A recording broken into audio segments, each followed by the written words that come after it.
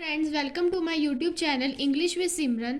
इससे पहली वीडियोस में हमने सीखे प्रेजेंट इंडेफिनिट टेंसेस और पास्ट इंडेफिनिट टेंसेस, और आज की वीडियो में मैं आपको सिखाने जा रही हूँ फ्यूचर इंडेफिनिट टेंसेस।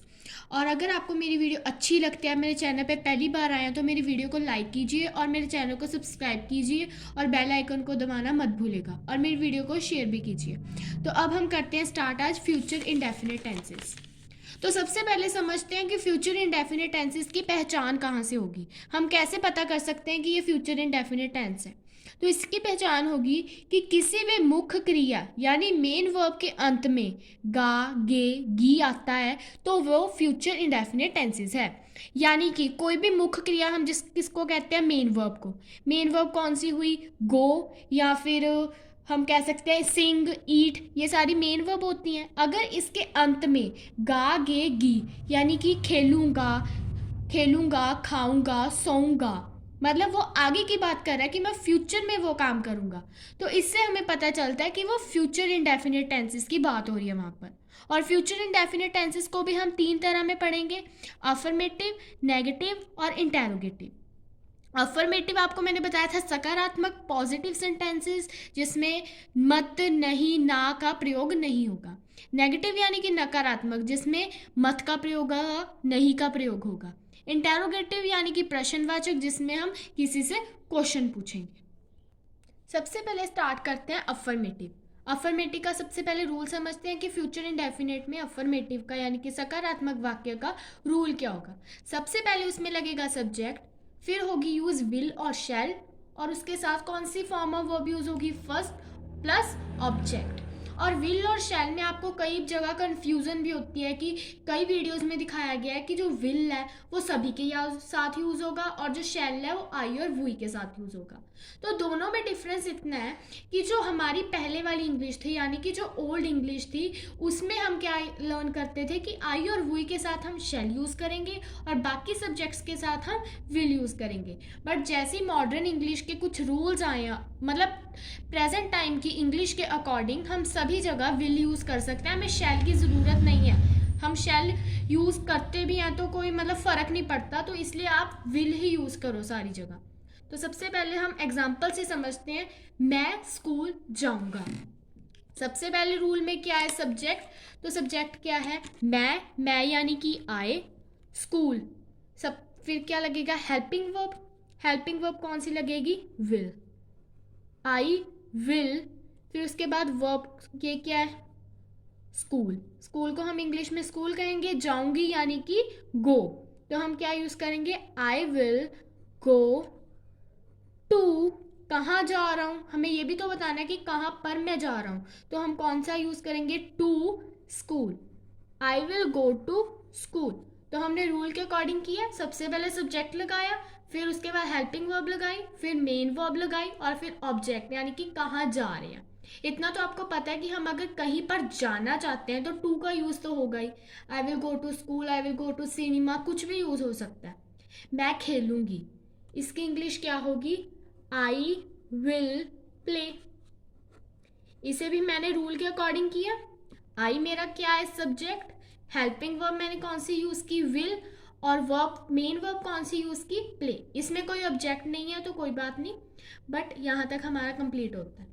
इसके बाद थर्ड, वह काम करेगा, ही विल डू वर्क। इसकी इंग्लिश ये हुई, सबसे पहले मैंने क्या लगाया, सब्जेक्ट, फिर लगाया मैंने हेल्पिंग वर्ब, फिर लगाई मैंने फॉर्म ऑफ वर्ब यानी कि मेन वर्ब, फिर उसके बाद मैंने लगाया ऑब्जेक्ट। तो इसकी हिंदी क्या बनी, वह काम करेगा, ही विल डू वर्क। तो ये थे हमारे अफर्मेटिव सेंटेंसेस। अब हम बात कर रहे हैं नेगेटिव यानी कि नकारात्मक। इसका सबसे पहले रूल समझते हैं क्या है। सबसे पहले आएगा subject plus will not plus form, verb की फर्स्ट फॉर्म प्लस ऑब्जेक्ट। जैसे कि मैंने आपको पीछे भी विल और शैल में डिफरेंस बता दिया, तो हम आगे जो जो समझेंगे वो विल नॉट में समझेंगे। तो इसके एग्जाम्पल सबसे पहले समझते हैं, वह स्कूल नहीं जाएगी। सबसे पहले हम इसको इंग्लिश में मैं ट्रांसलेट कर देती हूँ, फिर आपको समझा दूंगी कि हम रूल के अकॉर्डिंग कैसे करेंगे। वह स्कूल नहीं जाएगी, शी विल नॉट गो। कहाँ नहीं जाएगी, टू स्कूल। तो मैंने इसको इंग्लिश में ट्रांसलेट किया, she will not go to school. सबसे पहले मैंने शी क्या यूज़ किया, सब्जेक्ट, फिर मैंने हेल्पिंग वर्ब लगाई विल नॉट, फिर फॉर्म ऑफ वर्ब लगाई फर्स्ट, वो क्या थी, गो टू स्कूल, फिर क्या हुआ, ऑब्जेक्ट। सेकंड है वह गाना नहीं गाएगा। उसके एग्जाम्पल है he will not Singh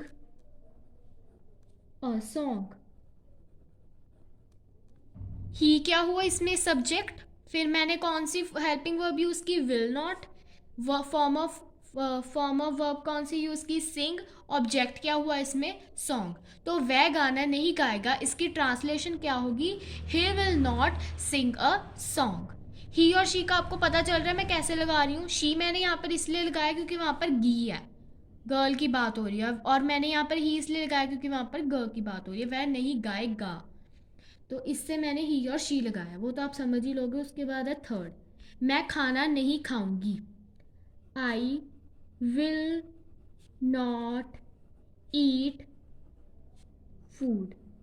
the food भी यूज़ कर सकते हो, I will not eat the food, मैं खाना नहीं खाऊंगी। आई इसमें क्या है, सब्जेक्ट, विल नॉट क्या है, हेल्पिंग वर्ब, ईट क्या है मेरी फॉर्म ऑफ वर्ब यानी कि मेन वर्ब, और फूड क्या है मेरा ऑब्जेक्ट। तो इस तरह मैंने क्या बना इसमें, नेगेटिव सेंटेंसेस। और आपने एक बात नोटिस की होगी कि आई के साथ मैंने यहाँ पर विल यूज़ किया, वो चीज़ मैं आपको समझा चुकी हूँ। तो अब हम आई और वुई के साथ भी विल यूज़ करेंगे। अब हम बात करते हैं इंटेरोगेटिव यानी कि प्रश्नवाचक की। इसका रूल क्या है, सबसे पहले आएगा विल, जो मैं आपको प्रेजेंट और पास्ट की वीडियो में भी समझा चुकी हूँ कि इंटेरोगेटिव में जो हमारी हेल्पिंग वर्ब होती है वो सब्जेक्ट से पहले आएगी। तो यहाँ पर सबसे आगे आएगा विल, फिर आएगा सब्जेक्ट, फिर फॉर्म ऑफ वर्ब यानी कि मेन वर्ब, फिर उसके बाद ऑब्जेक्ट, प्लस इसमें क्वेश्चन मार्क बहुत इंपॉर्टेंट। अगर आप क्वेश्चन मार्क नहीं लगा रहे तो वो आपको इंटेरोगेटिव में कंसीडर नहीं करेगा, चाहे आपने आगे विल लगाया हो, शैल लगाया हो, चाहे वो लग भी क्वेश्चन रहा हो, बट जब तक क्वेश्चन मार्क नहीं है तो आपका वो सही नहीं होगा इंटेरोगेटिव। तो आपने क्वेश्चन मार्क ज़रूर लगाना है इसमें। इसके एग्जाम्पल समझते हैं। सबसे पहले, क्या वह बाजार जाएगी। सबसे पहले क्या मैं यूज़ करूँगी, हेल्पिंग वर्ब, विल, वह यानी कि सब्जेक्ट, जाएगी, गी यूज़ हो रहा है तो क्या यूज़ करूँगी, she, will she, form of verb क्या है, जाएगी यानी कि गो, विल शी गो, कहाँ जाएगी, बाजार, बाजार को क्या कहेंगे, टू द मार्केट।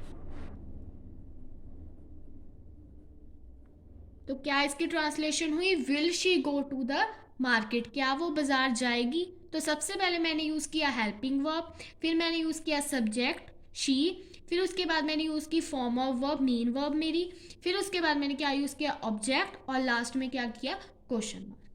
तो इस तरह मैंने इतने इजी वे से फ्यूचर इंडेफिनिट का इंटेरोगेटिव सेंटेंस बना लिया। उसके बाद हम करेंगे नेक्स्ट एग्जाम्पल, क्या वह खाना खाएगी।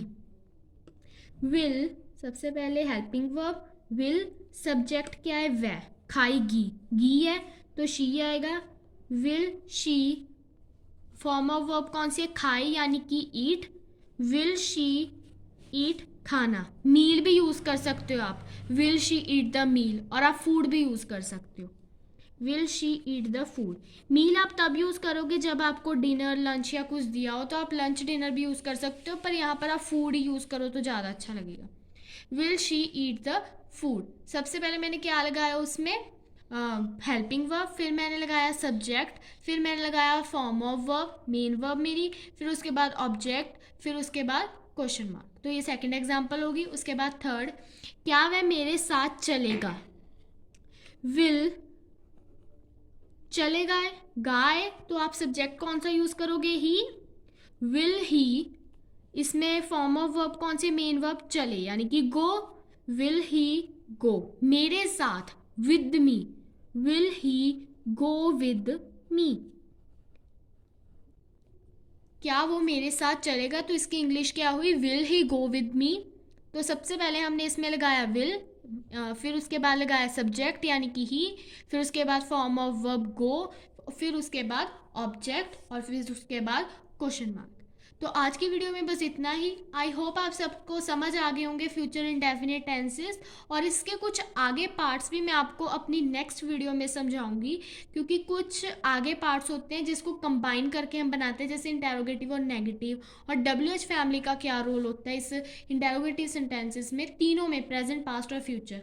उसकी एक अलग वीडियो होगी, तो आप उसको भी ज़रूर देखिए, क्योंकि वो भी बहुत इंपॉर्टेंट है। वो आते कम है पर आपको समझ आना बहुत ज़रूरी है। तो अगर आपको मेरी वीडियो अच्छी लगी तो इसे लाइक कीजिए, मेरे चैनल को सब्सक्राइब कीजिए और बेल आइकन को दबाना मत भूलेगा। और मेरी वीडियो को ज़्यादा से ज़्यादा अपने फ्रेंड्स रिलेटिव्स के साथ शेयर कीजिए, ताकि वो भी अच्छी तरह से टेंसेस को समझ सकें। तब तक के लिए बाय बाय।